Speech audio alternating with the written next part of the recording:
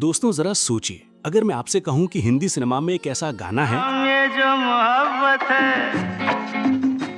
ये उनका है काम। जिसमें किशोर कुमार की आवाज का जादू, दर्द और मासूमियत तीनों अपने चरम पर थे, लेकिन ये गाना किसी खास हीरो के लिए रिकॉर्ड किया गया था और यही था वो गाना जिसने जैकी श्रॉफ को सही मायने में पहचान दिलाई। जिंदगी का सफर है ये कैसा सफर। यकीन मानिए, अगर ये गाना किशोर दा की आवाज में इस फिल्म में रिलीज नहीं होता तो शायद फिल्म फ्लॉप हो जाती और हिंदी सिनेमा अपने एक्शन और रोमांस के चरम पर था। गुलशन राय के बेटे राजीव राय अपने डायरेक्शन के डेब्यू पर थे और उन्होंने बनाई एक फुल एक्शन ड्रामा फिल्म युद्ध। फिल्में थे जैकी श्रॉफ और अनिल कपूर। जैकी ने दोहरी भूमिका निभाई, साथ ही थे टीना मुनिम, नूतन, प्राण और डैनी। कहानी लिखी थी नारायण जी ने, संगीत तैयार किया था कल्याण जी और आनंद जी ने और गीत थे आनंद बख्शी के। स्टूडियो में सुबह की हल्की धूप फैल रही थी, थोड़ी दूर से चाय की खुशबू आ रही थी और असिस्टेंट्स अपने नोट्स और संगीत शीट्स लेकर दौड़ते हुए अंदर आ रहे थे। रिकॉर्डिंग शुरू हुई, हर गाना धीरे धीरे अपने रंग में भर रहा था। लेकिन एक दिन जब कल्याण जी और आनंद जी उस खास गाने की धुन सुन रहे थे, उन्हें एहसास हुआ इस गाने के बिना किशोर दा की आवाज अधूरा रहेगा। दोनों ने एक दूसरे की ओर देखा और स्टूडियो की हल्की खामोशी के बीच वो दोनों संगीतकार जल्दी जल्दी निर्देशक के कमरे की ओर बढ़े। वहाँ पहुँचते ही उन्होंने कहा, इस गाने के लिए सिर्फ एक ही आवाज सही है,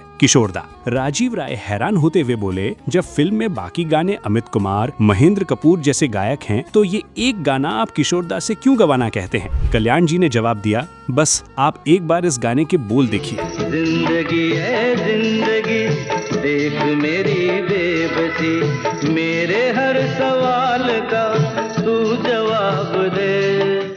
किशोर दा की आवाज में वो दर्द, वो मासूमियत, वो जादू है जो हर सुर को सीधे दिल तक पहुंचाता है। जैकी श्रॉफ, जो अब तक हीरो, कर्मा और स्वामी दादा जैसी कुछ ही फिल्मों में नजर आए थे, स्टूडियो में बैठकर हल्का नर्वस महसूस कर रहे थे। किशोर दा ने उन्हें गौर से देखा, उनकी नर्वसनेस को भांप लिया और एक गर्म मुस्कान के साथ बोले, चलो इसे दिल से गाते हैं। स्टूडियो की खिड़कियों से सुबह की हल्की धूप आ रही थी, हल्की चाय की खुशबू हवा में तैर रही थी। असिस्टेंट्स अपनी जगहों पर खड़े थे और सबकी आंखों में उत्सुकता झलक रही थी। रिकॉर्डिंग शुरू हुई। पहला टेक उठते ही स्टूडियो की चारों दीवारें किशोर दा की आवाज से गूंज उठी। दूसरे और तीसरे टेक में उन्होंने सुरों और एक्सप्रेशंस के साथ खेलना शुरू किया, कहीं हल्की मुस्कान, कहीं दर्द का गहरा रंग, और चौथे टेक पर जादू हो गया। ये वही मैजिकल मोमेंट था जहां आवाज, इमोशन और म्यूजिकल सिंक परफेक्टली अलाइन हुई, जिसने स्टूडियो में मौजूद हर शख्स को मंत्रमुग्ध कर दिया। मेरे हर सवाल का तू जवाब दे, या तो मुझे जहर दे या शराब दे। साउंड इंजीनियर की उंगलियां रिकॉर्ड बटन पर जम गईं। कल्याण जी और आनंद जी बस मुस्कुराते रहे, जैसे कह रहे हो, बस यही तो चाहिए था। स्टूडियो में मौजूद हर शख्स उस पल में खो गया। गाना केवल शब्दों का नहीं, एक कहानी बन चुका था। रिकॉर्डिंग खत्म होने के बाद किशोर दा ने हल्की सी हंसी के साथ कहा, चलो अब इसे अपना रास्ता ढूंढने दो। फिल्म रिलीज हुई और वही गाना जिंदगी है जिंदगी, देख मेरी बेबसी दर्शकों का सबसे पसंदीदा गाना बन गया। किशोर दा के शराबी गानों में से एक बेहतरीन गीत और जैकी श्रॉफ के लिए ये पहला हिट गाना भी बन गया।